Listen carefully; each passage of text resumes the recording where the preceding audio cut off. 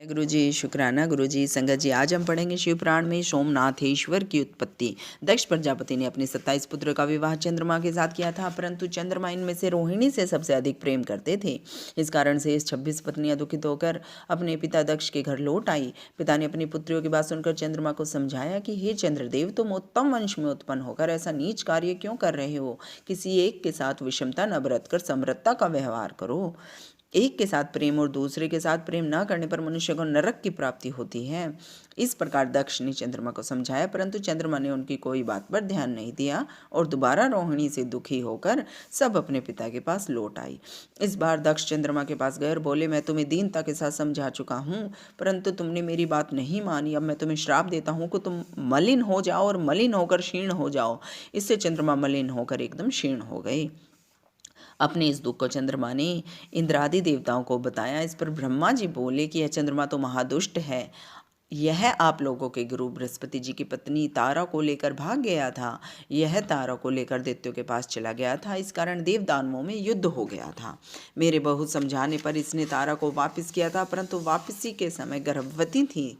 इस कारण बृहस्पति जी ने तारा को लेने से मना कर दिया। तब मैंने उनके गर्भ का निराकरण किया और तारा को गुरु बृहस्पति को सौंपा। आप लोग इसकी बात मुझसे ना करें, परंतु मैं आपको एक उपाय बताता हूँ। तुम सब चंद्रमा को लेकर प्रभास नामक क्षेत्र में भगवान शिव का पूजन करो। मृत्युंजय मंत्र के तप द्वारा आप उनका पूजन तथा जप करो। शंकर भगवान की कृपा से इसके सब कष्ट दूर हो जाएंगे। ब्रह्मा जी के कहने पर सभी देवताओं और ऋषिगण चंद्रमा को लेकर प्रभास क्षेत्र में सभी तीर्थों का आवाहन कर शिव पूजन करके जप कराया। 10 करोड़ जप करने के पश्चात भगवान भोले शंकर प्रकट हुए तथा चंद्रमा से वर मांगने को कहा।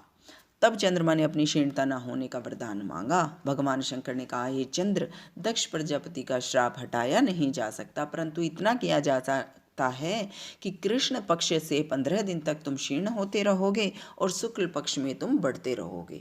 यह सुनकर चंद्रमा बहुत प्रसन्न हुए तथा सभी देवता भी खुश हो गए। भगवान शंकर की स्तुति कर प्रणाम करके सब अपने अपने स्थानों को जाने लगे।